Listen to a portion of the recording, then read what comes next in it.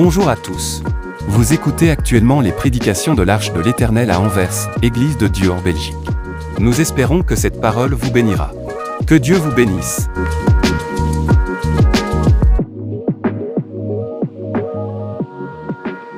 Merci. Alors, de quoi vais-je vous parler ce soir, ce matin? Je voudrais parler de ce qui est essentiel. J'ai déjà commencé.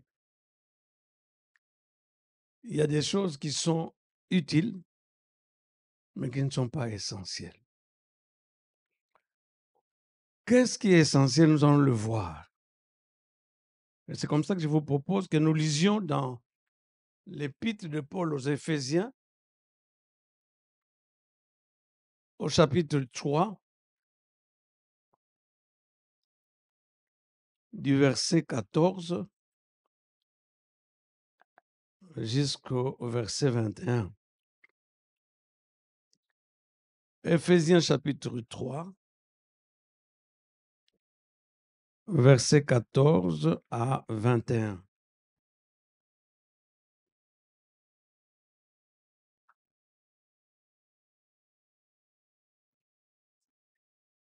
Si le Seigneur le permet, nous pouvons nous lever. Nous allons lire ensemble. Éphésiens 3, verset 14, lisons ensemble.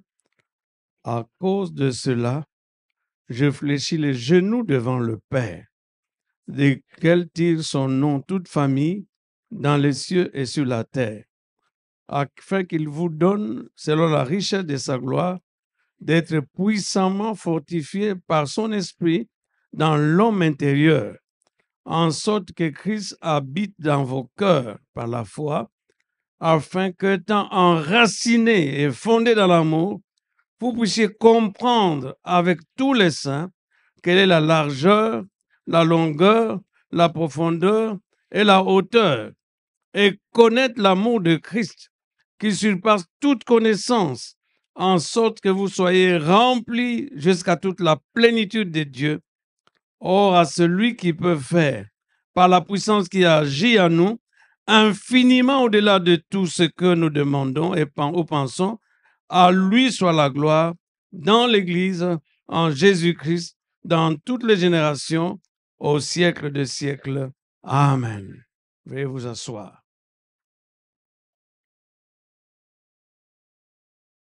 L'église d'Éphèse, c'est Paul que Dieu utilise pour qu'elle soit implantée. Et cette ville avait ceci de particulier, c'est qu'il y avait une déesse qui était adorée dans cette ville. Il y avait des temples en son honneur. Il y avait même une industrie de fabrication de statues qui représentaient ces temples. Et cette ville avait aussi ceci de particulier, c'est que les gens étaient entrés dans les profondeurs des œuvres de ténèbres, de telle sorte que quand Dieu a utilisé Paul, les gens ont été délivrés, les chaînes ont été brisées, de magiciens sont venus avec leurs livres, le brûler auprès de Paul, pour que cette ville entre dans le profondeur de mystère de Jésus-Christ.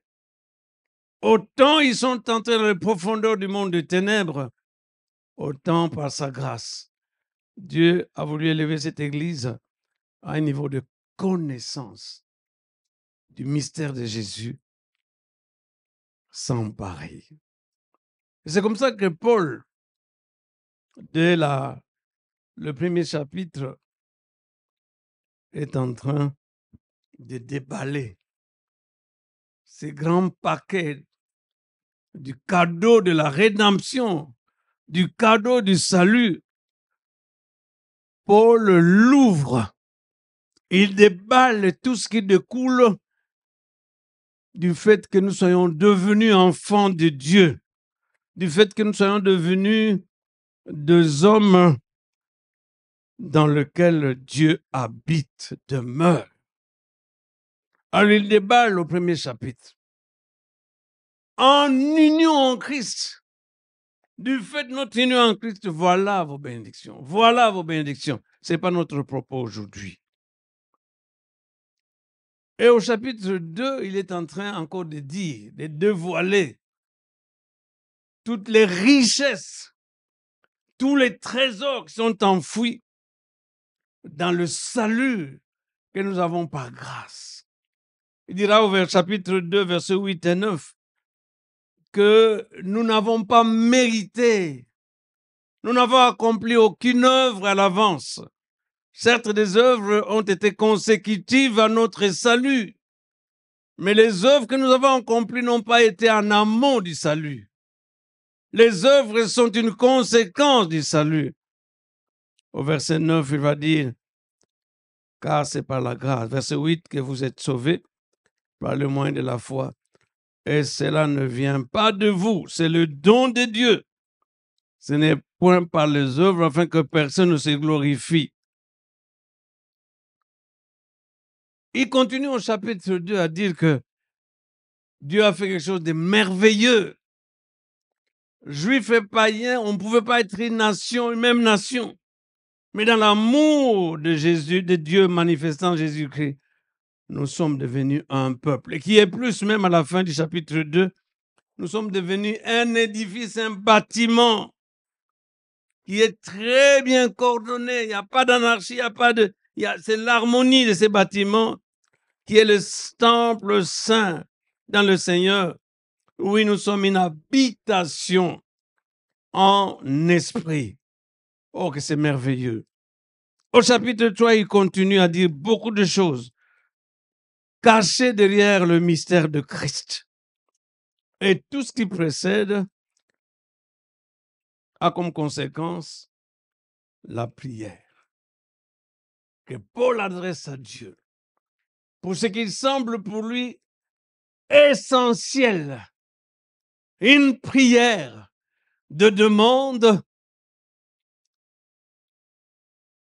pour que le peuple de Dieu à Éphèse soit sur le chemin de la maturité, j'allais dire de la maturation.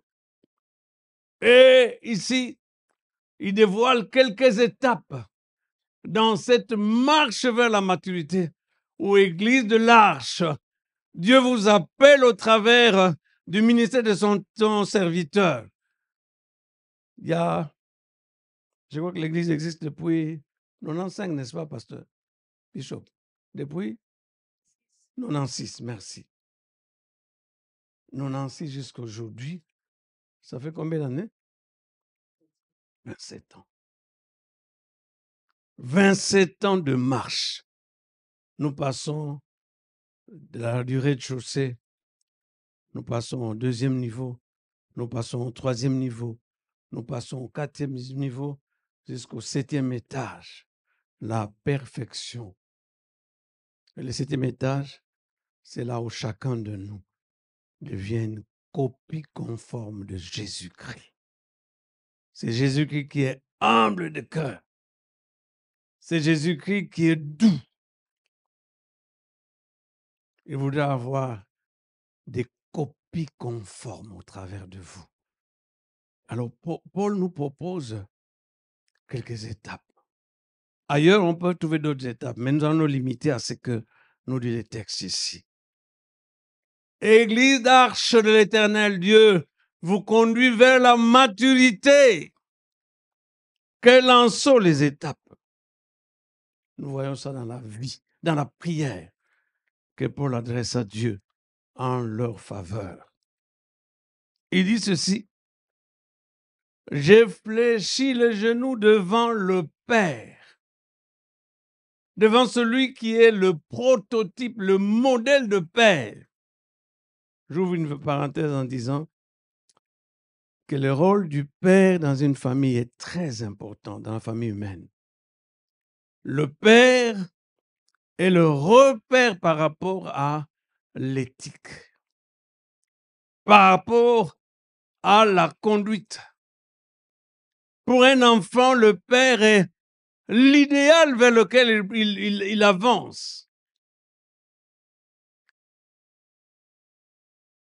Pour ceux qui ont appris beaucoup de langues, nous apprenons que dans certaines langues, le père est appelé pater et la famille est appelée patria.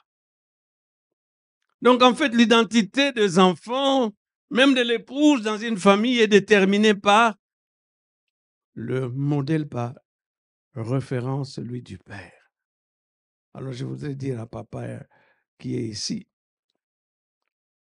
papa, joue ton rôle de père. Joue ton rôle de repère quant à beaucoup de choses dans la vie des enfants et même dans la vie de l'épouse. Je pense que nous devons nous estimer heureux quand, à la fin de notre vie, nous pourrons dire à Dieu, voici l'épouse que tu m'as donnée. À l'exemple de Jésus-Christ, je l'ai lavée avec l'eau de la parole et je te la présente beaucoup plus proche de toi que quand nous sommes mariés. Amen.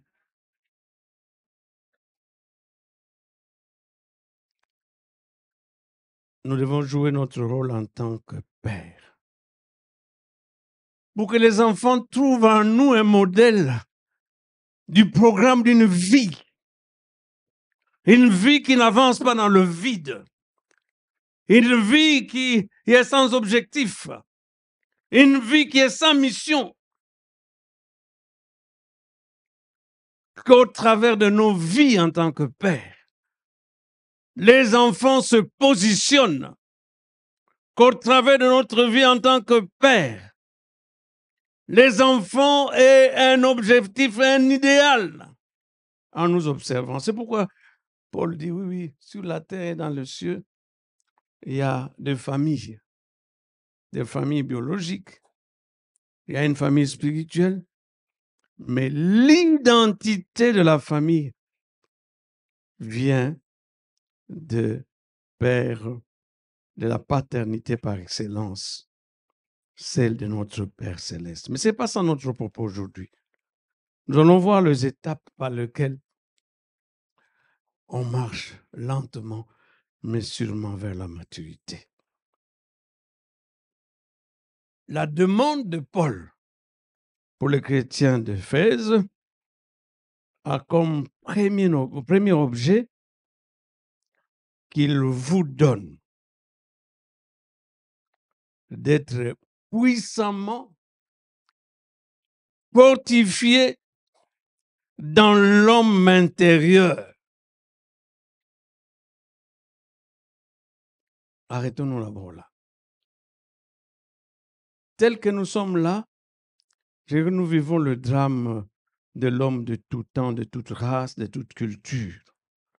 Notre grand drame, c'est un conflit entre les différentes parties qui nous constituent. Nous avons comme première partie l'homme visible, l'être visible, le physique. Nous avons comme deuxième partie les psychiques, là où réside l'intelligence, là où réside la volonté. Mais nous avons finalement comme dernière partie l'Esprit de Dieu, l'Esprit, la partie spirituelle qui nous permet de nous connecter à Dieu. Alors, dans l'homme de tout temps, qu'est-ce qui se passe? Il y a la rébellion de la chair. La chair qui est tournée vers les convoitises des yeux, convoitises de la chair, l'orgueil du monde. Mais l'esprit, la partie spirituelle est tournée vers ce que Dieu veut. Et il y a comme au milieu les psychiques qui subit les dictats, tantôt de la chair. Mais quand la grâce de Dieu a soufflé dans notre vie, c'est la partie supérieure, la partie spirituelle qui prend la commande. Et en ce moment-là, on vit une vie de repos, une vie de paix, Parce que tout l'être est tourné vers l'intérieur qui est constitué du spirituel. Alors Paul dit que la première étape, certainement que vous avez été sauvés, certainement que la vie de Dieu a été déposée en vous, mais marcher vers la maturité, la première étape, c'est que l'Esprit de Dieu fortifie la partie spirituelle, donne de la force à la partie spirituelle. Qu'est-ce que cela veut dire? C'est-à-dire que c'est la partie spirituelle qui comprend, qui fait la distinction entre le bien et le mal. C'est la partie spirituelle qui arrive à comprendre le message de Dieu, à comprendre les ordres de Dieu et qui permet que l'homme est dirigé par Dieu. C'est la partie spirituelle, quand elle prend le dessus. Oui, mon frère Robert, ce qui fait que nous devenons semblables à Jésus-Christ, faisant le bien autour de nous. Mais le bien que nous allons faire, ce n'est pas seulement le bien qui concerne l'avoir, qui concerne le paraître, qui concerne... Non, le bien que nous allons faire, c'est un bien de profondeur, un bien de consolation, un bien de réconfort. La personne en face de laquelle nous sommes ne nous a rien dit, mais parce que nous sommes connectés, c'est l'Esprit de Dieu qui nous dit faites ceci, faites cela, et quand vous obéissez, vous vous rendez compte que vous obéissez à propos, vous obéissez au temps convenable. Alors Paul trouve que la marche vers la maturité commence par l'hégémonie de l'esprit, la direction de l'esprit, l'orientation qui vient du Saint-Esprit. Et souvent, comme je dis hier, on s'imagine que ça doit être des choses extraordinaires, que le bâtiment dans lequel nous sommes doit bouger, qu'il faut qu'il y ait des ouragans, non, c'est une vie normale, une vie de tout à fait calme, où calmement, en tant que brebis du Seigneur, nous reconnaissons sa voix et nous sommes prompts à obéir à la voix de Dieu, à marcher dans sa direction. Nous devons être des hommes et des femmes enrichis dans l'homme intérieur pour que nous soyons connectés et que nous accomplissions toute la volonté de Dieu dans la concrétude. Nous sommes avec un frère, nous sommes avec une sœur, nous sommes avec des jeunes, nous sommes avec des vieux. La voix de Dieu parle à notre cœur et nous faisons ce que Dieu veut faire au travers de nous, fortifiés dans l'homme intérieur. Voilà la première étape. Et nous sommes fortifiés comment? Selon la richesse de sa gloire. La gloire de Dieu, comme nous avons dit hier, c'est tout ce qui fait que Dieu pèse, tout ce qui fait que Dieu est lourd, tout ce qui fait que face à l'altérité totale de Dieu, il est tout autre. Et c'est tout autre de Dieu est tellement riche qu'il n'a pas de limite. Il faut qu'on laisse Dieu nous fortifier selon sa richesse infiniment variée. C'est-à-dire que jour après jour, cette transformation continue pendant que nous sommes sur la terre. Et Cette force que nous reversons doit avoir pour source la toute-puissance de Dieu. Nous devons être puissamment une puissance sans limite de Dieu. Nous devons être fortifiés avec toute la variété, avec toute la richesse. Un Dieu infiniment bon, un Dieu infiniment fidèle, un Dieu aux compassions sans limite, un Dieu aux bontés sans limite, un Dieu à la puissance sans limite. Nous devons le laisser nous fortifier jusqu'à la richesse de toutes ses perfections. Voilà la première étape. Nous devons laisser Dieu, comme nous avons chanté, n'est-ce pas? Le potier nous modeler, nous donner la forme qu'il nous faut pour que nous soyons des vases qu'il utilise, des vases d'honneur, pour que les chaînes tombent dans la vie des gens, pour que les gens soient libérés, mais que nous soyons simplement des canons qu'il utilise. Deuxième étape, en sorte que Christ habite dans vos cœurs par la foi.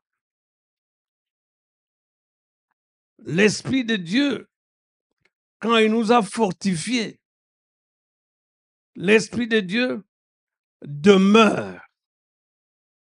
Et Jean va dire que là où l'Esprit de Dieu demeure, à la différence du monde, hein, le monde n'a pas l'Esprit de Dieu. Le monde ne comprend pas les choses de Dieu. Le monde ne comprend rien du tout. Mais parce qu'il demeure en nous, nous le connaissons. Mais arrêtons-nous d'abord à la connaissance. La connaissance, semble-t-il que c'est à la fois le début d'une vie qui est partagée. Donc la connaissance est d'abord relationnelle. Quand Christ a permis que le Saint-Esprit nous fortifie dans un second temps, Christ a promis qu'il va demeurer en nous. Le Père et le Fils vont demeurer en celui qui connaît l'Esprit de Dieu, celui qui garde le commandement de Dieu. Le Père et le Fils viennent élire domicile chez lui. Et qu'est-ce que ça a comme conséquence?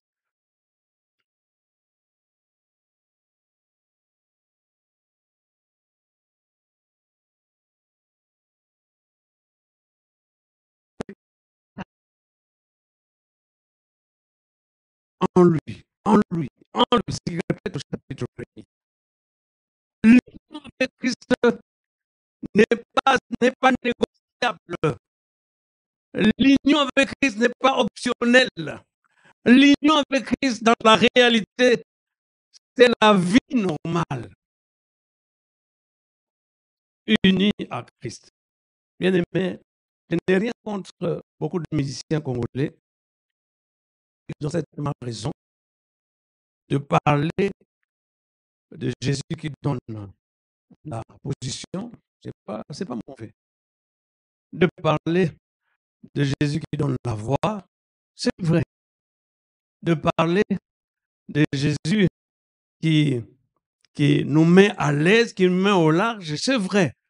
Mais c'est une étape.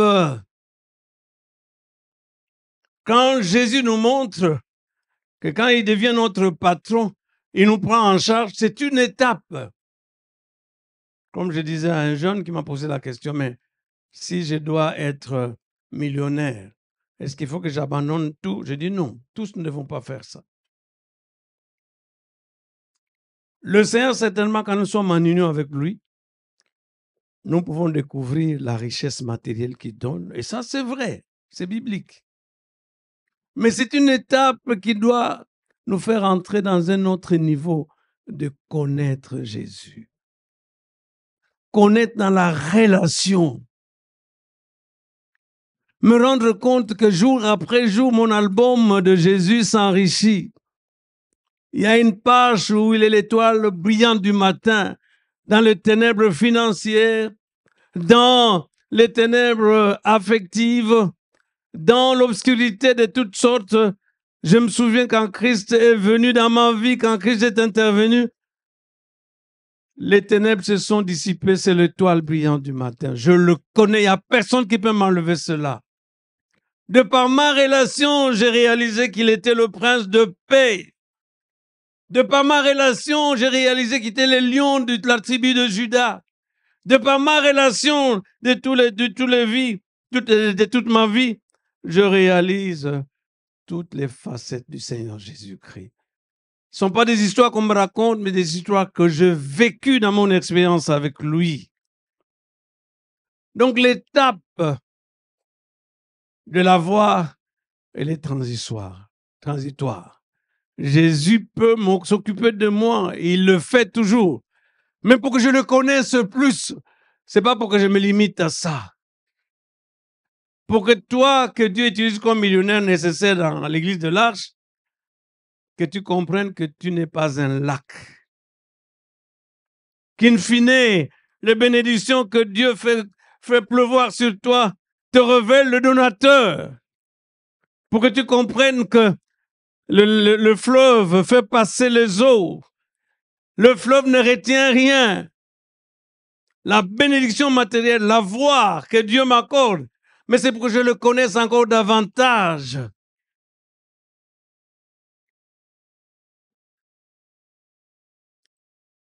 La relation. Il y a beaucoup de chrétiens qui sont dans le régime de je suis en Christ pour. Je suis en Christ pour. C'est vrai parce qu'il me fait ceci, cela, mais quand je découvre qu'est-ce qui arrive, je suis uni à lui. Passons au stade de l'union, au stade de la relation. Parce que ce qu'il nous donne est peut-être est très bon, c'est parfait. Mais il veut que nous le connaissions. Il veut que nous puissions savoir qui il est encore de mieux en mieux. Et la connaissance de Jésus-Christ n'a pas de limite. Deuxième étape, c'est Christ qui habite en nous. C'est le Père qui habite en nous. C'est le Saint-Esprit qui habite en nous. Et parce que nous avons été créés relationnels, nous savons concrètement quoi ils apportent dans notre vie.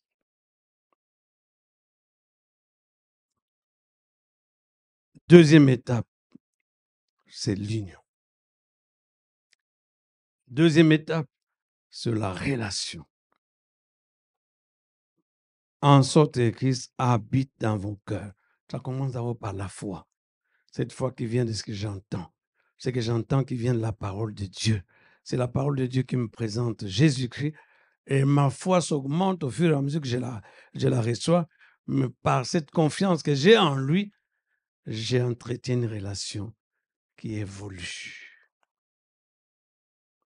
Troisième étape. Verset 18. En sorte que vous puissiez comprendre avec tous les saints et connaître l'amour de Christ. Christ habite en moi pour qu'en tant que peuple de Dieu dont je fais partie du peuple de Dieu, j'arrive à l'unité de la connaissance de Jésus-Christ. Qu'ensemble, nous connaissions Jésus. Qu'ensemble, nous sachions qui il est. Ensemble, nous connaissons l'œuvre qu'il accomplit dans nos vies, mais dans les profondeurs. C'est pourquoi Éphésiens va dire que nous allons être des hommes faits à la stature parfaite de Christ, de telle sorte que nous puissions arriver à l'union de la foi, à l'union de la connaissance de Christ. En passant, je dirais qu'une église dans laquelle on est parvenu à l'union de la connaissance de la foi de Jésus-Christ, de l'union, c'est une église où les prières sont d'un certain niveau. Il y a des assemblées où, quand vous demandez adorons, on se limite à la voiture que Dieu a donnée. Mais c'est bon, il faut aussi remercier le Seigneur. On se limite à la maison que Dieu a donnée. C'est bon, nous devons le louer pour cela. Mais si nous nous limitons à cela, c'est mauvais. Si nous nous limitons à cela, c'est mauvais parce que nous ne sommes pas arrivés là où nous devons arriver. L'étape numéro 3, c'est celle où nous connaissons de la même manière nous tous. Nous avons confiance en Jésus de la même manière nous tous. De telle sorte que nous fassions quoi? Nous puissions connaître l'amour de Jésus-Christ. Oh là! L'amour de Jésus-Christ. Je me souviens qu'il y a une personne qui m'a fait comprendre que l'amour de Jésus était capital pour ceux qui le servent. J'avais demandé au Seigneur qu'il me permette, une certaine personne, que quand elle va mourir, elle me laisse une parole qui allait m'encourager. Effectivement, Dieu a répondu à mon désir, à ma demande, et la personne me dit ceci. Elle me dit que Dieu est merveilleux. Alors tout ce que je te demande, c'est de le servir. J'ai dit, oui, je veux bien le servir, mais c'est difficile. Il me dit, non, non, non. Commence par aimer Jésus. Et aujourd'hui, je voudrais dire, commence par découvrir l'amour de Jésus pour toi. Ça va te booster à le servir. Nous devons, à cette troisième étape, découvrir toute la largeur. Un amour de Jésus-Christ qui est large, qui atteint tous les hommes, qui traverse les classes sociales. Un amour qui est long, de telle sorte que dans le temps, cet amour demeure. Les bontés de l'Éternel sont inépuisées. Les bontés de l'Éternel sont renouvelées chaque matin. Que je découvre la longueur de cet amour, mais que je découvre aussi comment cet amour peut me faire entrer dans les profondeurs de mystères que je ne connais pas du tout.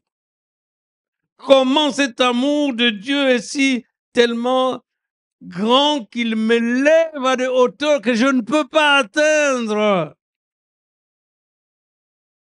Oui, toutes ces dimensions de cet amour, par sa grâce, doivent être perçues par celui qui avance sur le chemin de la maturation. Et quand il a découvert, et d'ailleurs on ne découvre pas totalement parce que l'amour de Christ surpasse toute connaissance. Nous allons connaître de plus en plus, de plus en plus. Jamais nous n'achèverons. Alors la dernière étape, ou la quatrième étape, c'est l'étape de la plénitude. C'est que toi et moi, nous soyons remplis comme une bouteille. Remplis d'eau de telle sorte que cette eau déborde. Remplis pas à la manière des hommes, mais de la plénitude de Dieu. Et Jésus lui-même est la plénitude de Dieu. Colossiens nous le dit. C'est-à-dire concrètement, quand nous arrivons à cette dernière étape, l'étape de la plénitude, une plénitude qui progresse, là où nous arrivons, nous sommes en train de représenter Jésus-Christ. Il y a un Indien qui s'appelle Sundar Singh, qui s'est converti au christianisme. Il est venu en Europe. Il arrive à une maison où on devait l'accueillir, il sonne. L'enfant vient voir. L'enfant retourne chez papa pour dire, papa, Jésus est à la porte. C'est Jésus dont on me parle à l'école le dimanche. Je le vois en chair et annonce à la porte. Je suis en face d'un vrai représentant de Jésus-Christ, un ambassadeur. Parce que de lui ne sort que Jésus. L'âme, la douceur, l'humilité, la compassion, la miséricorde. Que nous déversions toutes les perfections de Jésus-Christ, la plénitude de Dieu qui remplit tout en tous. Voilà, bien aimé, un de présentation du chemin par lequel vous êtes en train de passer avec Papa Robert. Vous avancez lentement mais sûrement vers la stature d'homme fin. Pas selon le modèle du monde, mais selon Jésus-Christ. Vous êtes en train d'avancer vers la stature des femmes faites, accomplies, achevées, de femmes matures, par comparaison de la ressemblance à Christ, du revêtement du caractère de Christ, de telle sorte qu'à la fin de votre vie, on puisse dire oui, que la gloire soit à celui qui peut faire, par la puissance qui agit en nous, infiniment au-delà de tout ce que nous demandons ou pensons, que de louanges, que des actions de grâce, que les hommes qui nous voient quand nous allons partir de ce monde puissent dire réellement, nous avons vu dans cette frère, nous avons vu dans cette sœur, Dieu en train d'agir, Dieu en train d'amener à l'existence des choses qui n'existent pas. Parce que nous sommes de sa famille, nous avons son ADN. Il nous utilise pour que les choses qui n'existent pas viennent à l'existence. Il nous utilise pour que là où il y a mort, à cause du péché, la vie vienne prendre place. Il nous utilise pour que le monde comprenne que l'essentiel, c'est de devenir semblable à Jésus-Christ. Et parce que je deviens semblable avec Jésus-Christ, quand il revient, je suis comme du fer. Et lui comme un aimant. Quand il va revenir, il suffit seulement qu'il se pointe. Lui ressemblant, il va me prendre pour passer l'éternité. Les buts, les terminus, c'est la vie avec Jésus qui commence maintenant. Passons de la religion pour de Jésus qui fait ceci. Je suis le centre du monde. Il faut qu'il réponde à tous mes désirs. Non. Passons à la relation, à l'union. Pour que par sa grâce,